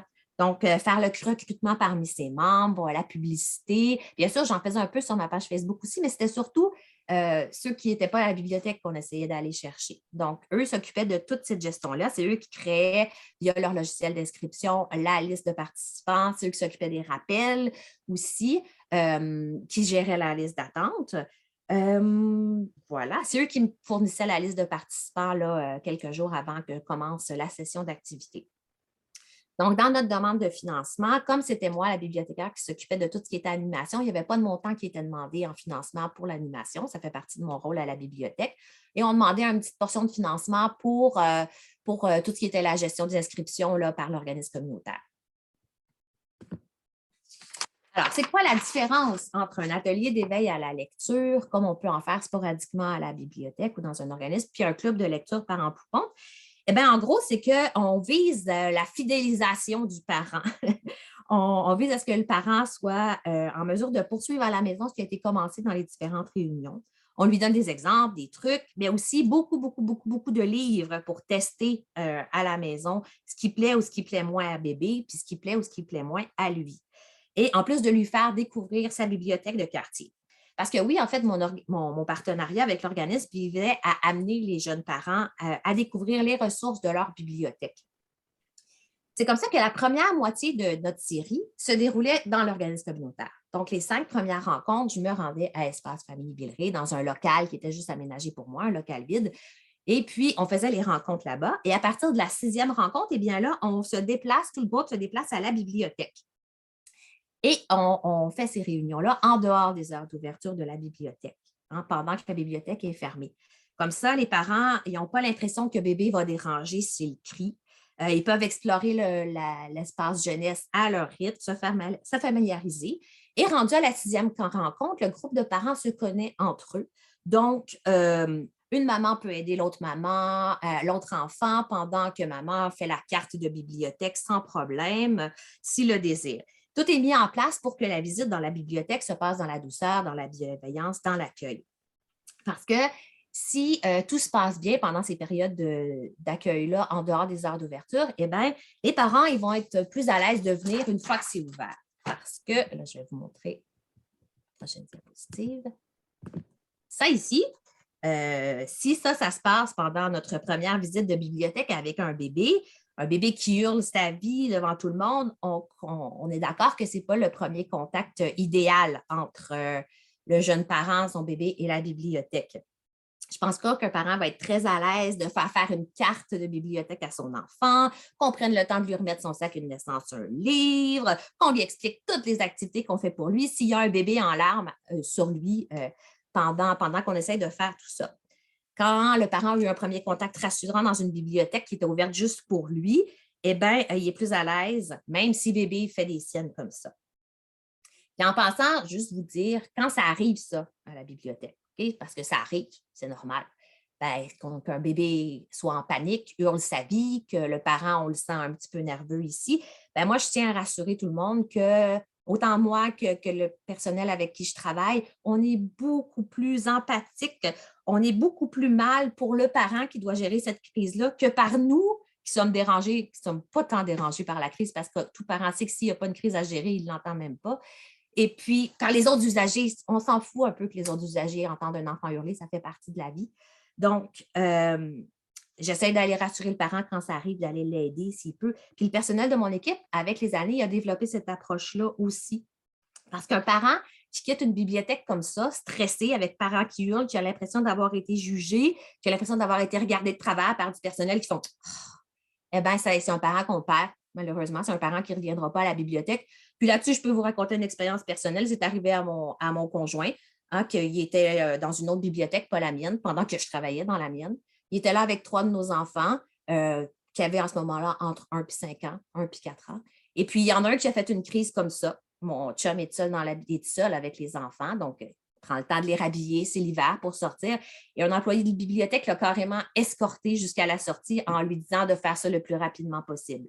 Je peux vous dire que mon conjoint n'est pas retourné à la bibliothèque avec les enfants avant que le dernier ait 6-7 ans. Et ça, on ne veut pas ça. Donc, c'est une approche à développer. Donc, la différence entre un atelier d'éveil à la lecture et le club, c'est qu'en plus des bénéfices qui sont liés aux activités de lecture propre, c'est beaucoup le sentiment d'appartenance qu'on essaie de développer du côté du parent vis-à-vis de la bibliothèque. Parce qu'en le fidélisant, lui, à la fréquentation de la bibliothèque, on va fidéliser son enfant puis on va instaurer une belle tradition familiale. Maintenant, parce que je sais que c'est ça qui vous intéresse, comment ça se déroule une rencontre? Bon, tout d'abord, le lieu. On ne peut pas asseoir les participants sur des chaises autour d'une table. Ça ne marche pas avec des bébés, ça. Parce que bébé, il va avoir besoin d'être bien, d'être réceptif, de bouger. Un bébé qui commence à marcher à 4 pattes, il ne va pas vouloir rester 1h15 sur son parent. Ça ne marche pas du tout.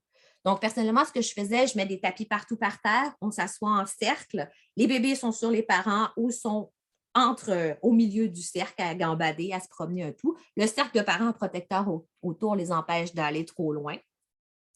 Je mets toujours plein de livres au milieu, des livres qui sont assez résistants, que les bébés peuvent jouer, peuvent mâchouiller. D'ailleurs, ça me fait penser, je ne sais pas, je pense que oui, j'ai vu quelques bibliothécaires ici, mais si on veut des bébés à la bibliothèque, il faut être cohérent, puis il faut accepter qu'avec les bébés viennent certains bris. Les livres vont être brisés, on ne peut pas s'en sortir. Il faut se dire qu'à ce moment-là, on va faire plus de l'éducation envers les parents en ce qui concerne les livres brisés que de la punition. Moi, c'est très rare que je vais charger pour un tout carton ou un livre de bébé qui a été abîmé à la bibliothèque. Par contre, ce que je vais faire, c'est demander à ma technicienne de systématiquement rappeler les parents pour les sensibiliser, leur donner des trucs, leur expliquer de faire attention, mais tout en faisant très attention justement de ne pas avoir un ton de reproche parce qu'on veut les garder, ces parents-là. Donc, je reviens. Les rencontres du club de lecture Parents-Poupons durent environ 1h15. Dans une rencontre régulière, pas la première, donc les 9 rencontres subséquentes, je vais commencer par faire 1 heure du conte, une 20 minutes de conte pour les bébés. Et ça, en fait, pendant que je fais ces histoires-là, ça permet une entrée progressive des parents. Parce qu'avec bébé, on le sait, on a de la difficulté à suivre un horaire. Il faut que les animateurs soient flexibles là-dessus. Bébé peut avoir fait un gros cadeau juste avant de partir, puis là, il y en a mis partout. Il faut que le parent change tout ça avant de partir. Il arrive 20 minutes en retard. C'est quelque chose qu'il faut accepter quand on travaille avec ce groupe d'âge-là, avec les bébés. Il faut être flexible. Donc, voilà, c'est quelque chose qui a comme changé ça dans ma bibliothèque à force de fréquenter les organismes communautaires. En bibliothèque, on est souvent habitué de programmer une activité qui commence à telle heure, puis si tu es en retard de 5 minutes, tout bad pour toi, tu ne rentres pas. Mais ça, ce n'est pas possible avec des activités Parents-Poupons parce qu'il va toujours y avoir des retardataires. Tranquillement, pas vite, on essaie de changer notre mentalité pour les autres, même de ne pas planifier des activités qui doivent absolument commencer à 1 heure, de programmer des activités qui peuvent permettre une entrée progressive. Donc, bref, pour le club de lecture Parents-Poupons, les parents devaient arriver dans les 20 premières minutes à peu près. ce qui est la période où je faisais 1 heure du compte. Au pire, si le parent arrive après 20 minutes, ben, son poupon n'a juste pas bénéficié de l'heure du compte. L'essentiel de l'activité va quand même avoir lieu. Ceux qui arrivaient à l'heure, ben, il y avait juste plus d'histoire. Ça, c'était pour Would it les be 9 okay? rencontres. I'm just Oups, ça va? OK. C'est-tu correct? OK. Donc, les 9 rencontres subséquentes, ça se passait comme ça. Par contre, la première rencontre, j'aurais eu l'air un peu bête de les laisser rentrer un après l'autre pendant que je fais l'heure du compte sans les accueillir. Ça ne marche pas comme ça. Donc, à la première rencontre, je prends le temps d'accueillir individuellement chacun des participants, de discuter avec eux, parce que je veux établir une relation de confiance avec eux dès le départ. Quand tout le monde est arrivé, je commence par me présenter puis par expliquer que ben, moi aussi, comme jeune parent à mon premier enfant, je n'avais aucune idée de quoi présenter à mon enfant, que bien sûr, j'avais lu les livres théoriques là-dessus, les Marie Bonafé, l'importance de l'air au bébé, mais que concrètement, je ne savais pas comment faire et je ne savais pas quoi présenter.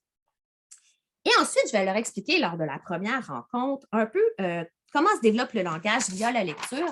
Et ça, c'est grâce aux conférences de Evelio Cabrero Parra. Donc, le livre dans le développement du tout petit.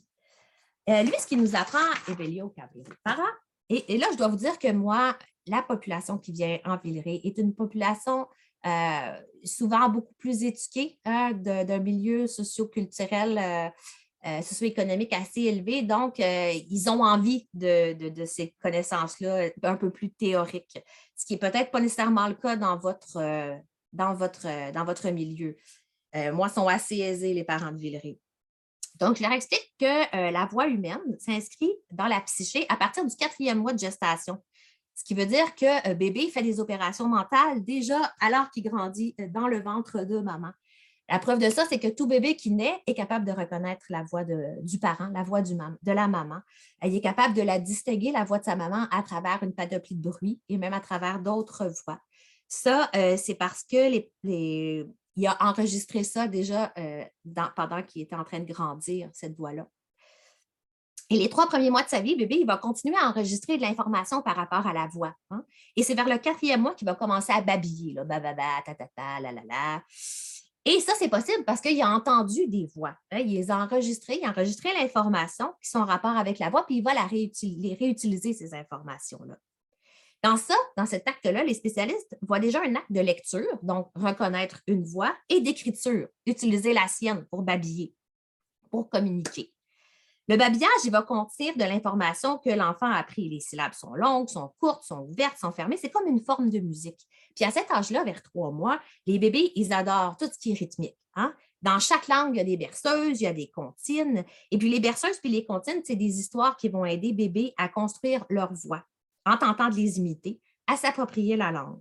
Dans les comptines, c'est comme déjà le début de la littérature pour les bébés. Vers 5 mois, bébé, il est sensible à la voix humaine, mais il est aussi sensible aux caresses, puis il va aussi être sensible à la nourriture qu'on commence à donner, au rythme qui s'instaure dans sa vie tranquillement pas vite, sa routine de dodo, sa routine alimentaire.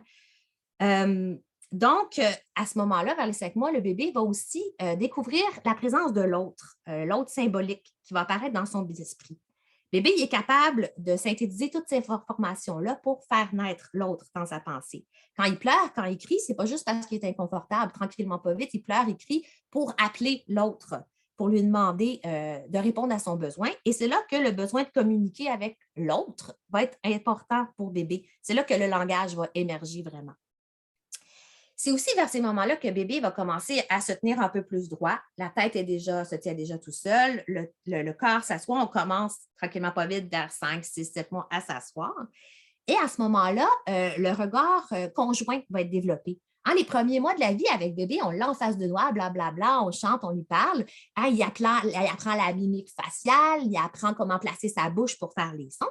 Mais vers 4-5 mois, quand il se tient un petit peu plus droit, eh bien, souvent, on va asseoir bébé devant nous et parents et enfants vont regarder ensemble quelque chose d'autre qui arrive à l'extérieur. Et c'est là que le livre va devenir un atout dans la vie du bébé. Hein? Parce que c'est là qu'il va avoir, vers 4-5 mois, c'est à partir de là que ça devient vraiment important pour bébé, le livre.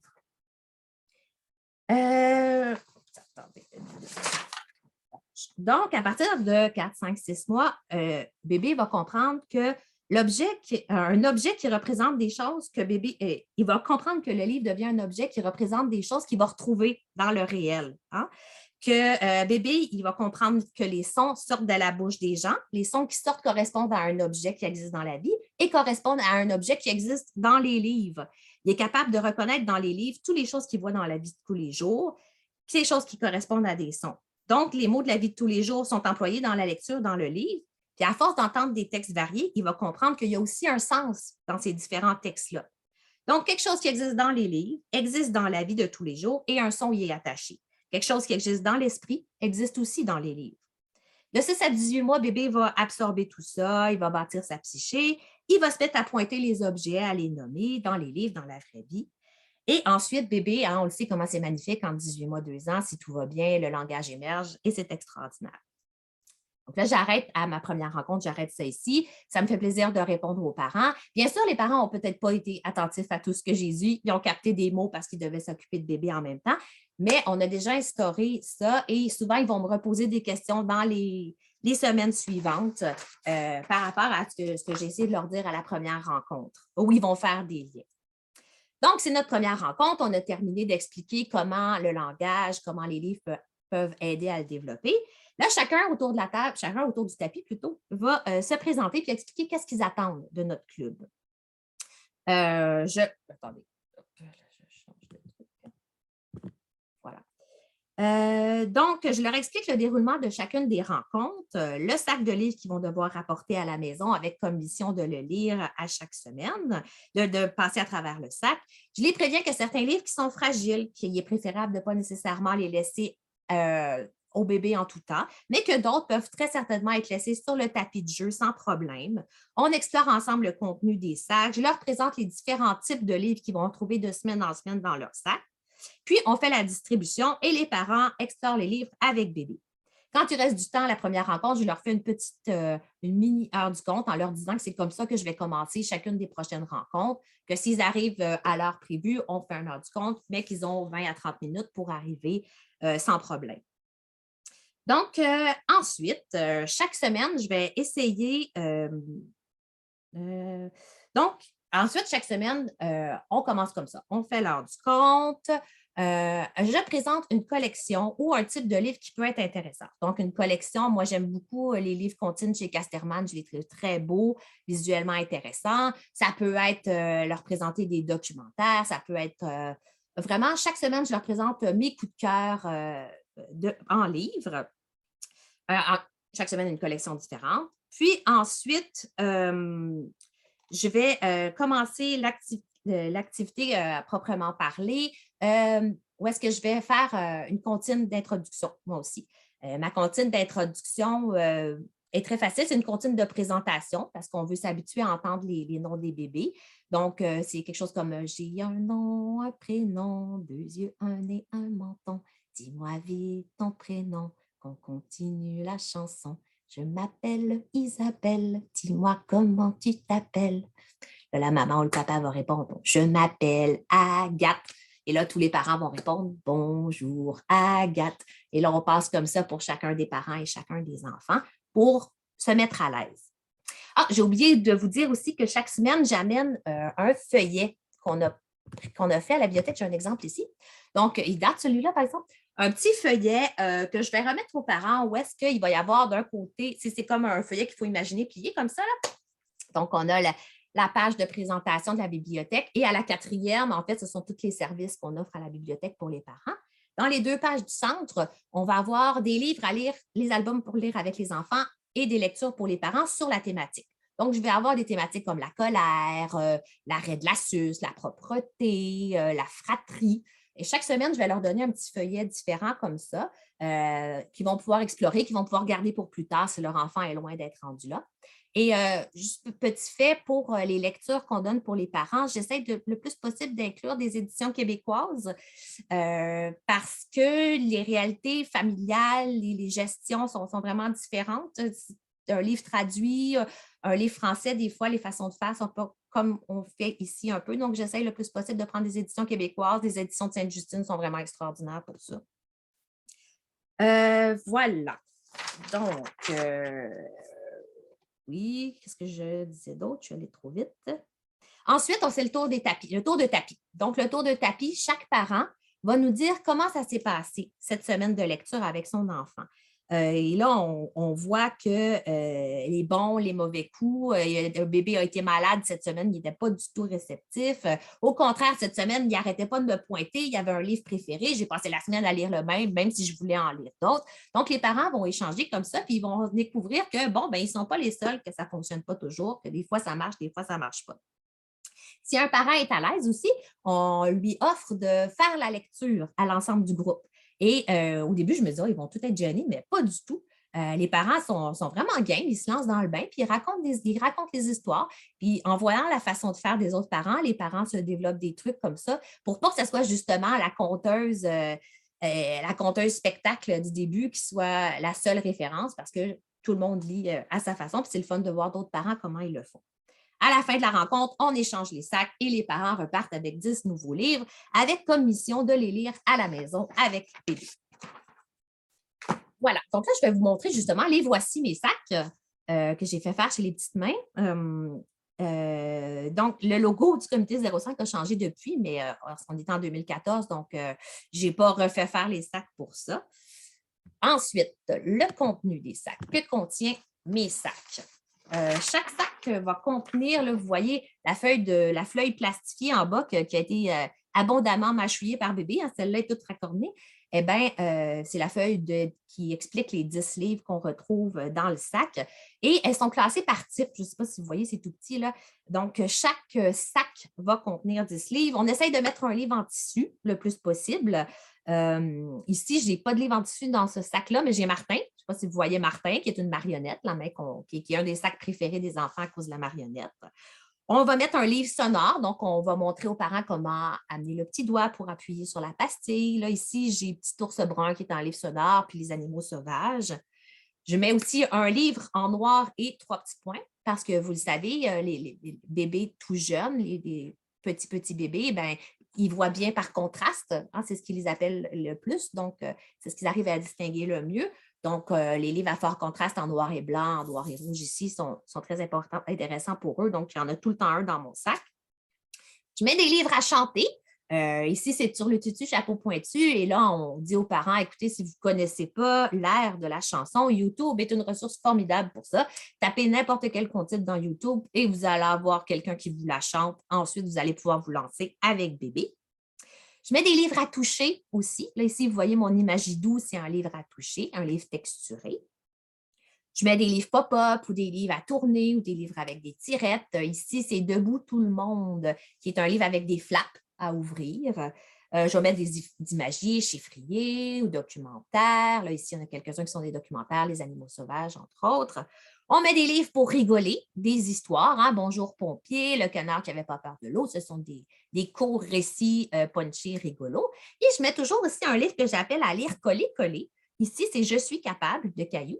Hein, un caillou d'Hélène Desputo. C'est des histoires de la vie de tous les jours de bébé, donc avec des situations courantes dans lesquelles un enfant de 2 ans va pouvoir s'identifier. Voilà.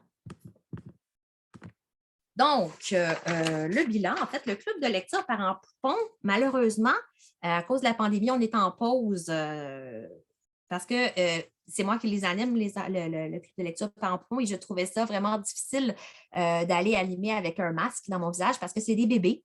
Hein? On le disait à quel point la mimique faciale est importante.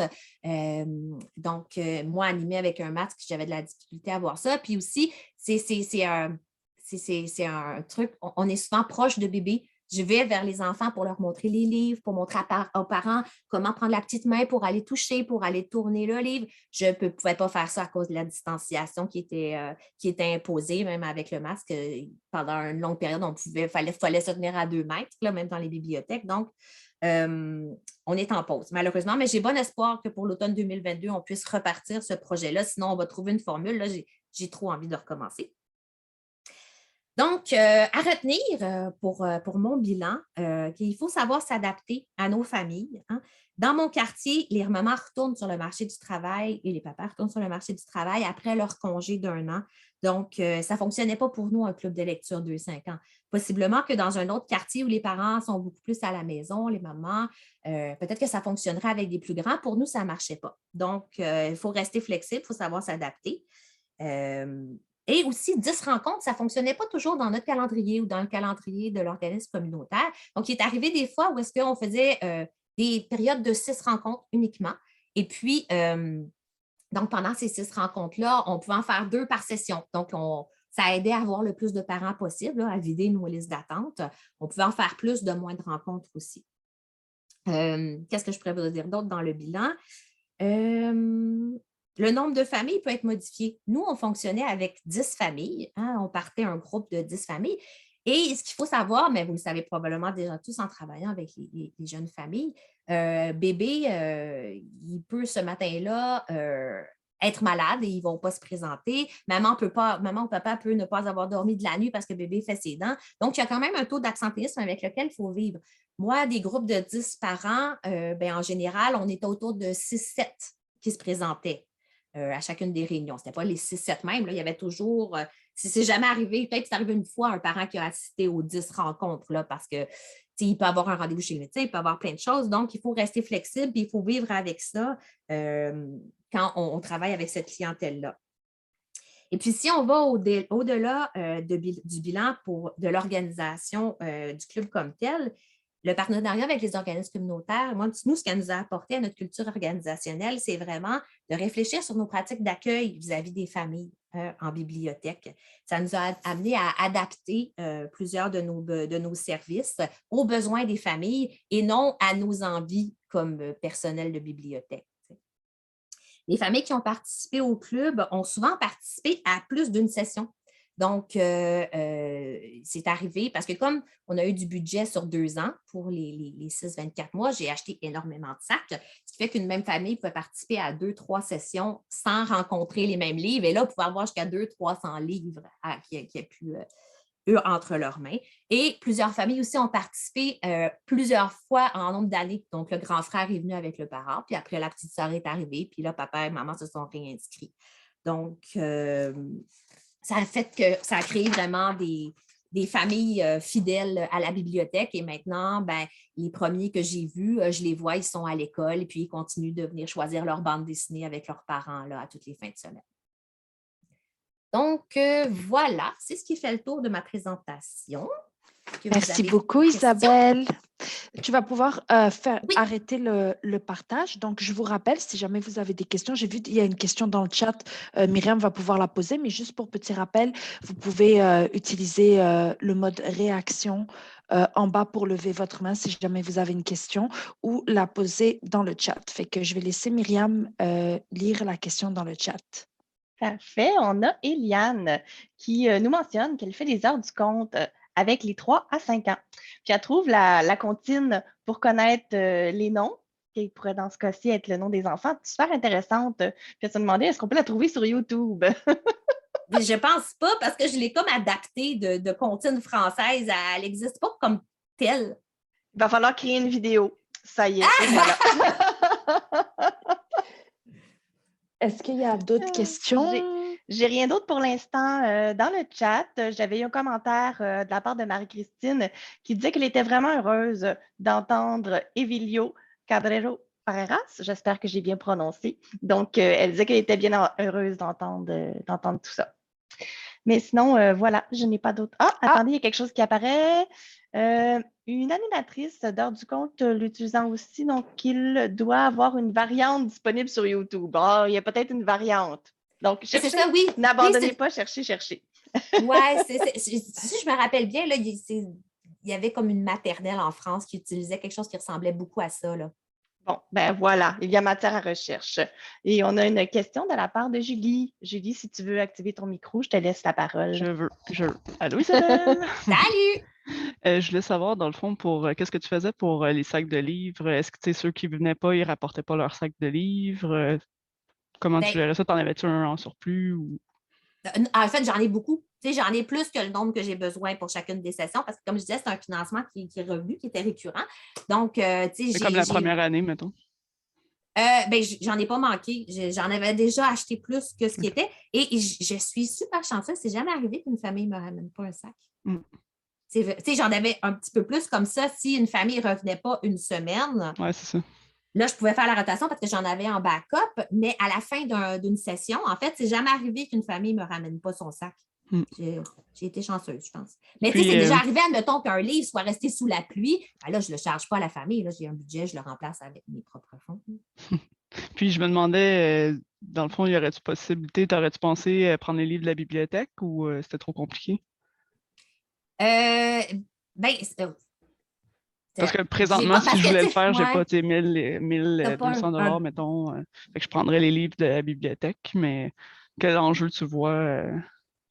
Ben, en fait, c'est que c'est le fun d'avoir des livres neufs pour les bébés. Nous, en fait, c'est que tout mon projet est parti d'un financement disponible. Fait que j'ai jamais réfléchi à ça. On avait de l'argent, tout était beau, tout était fou avec Avenir d'enfant. On pouvait faire ce qu'on voulait. On aimait ça, Avenir d'enfant. C'était le fun.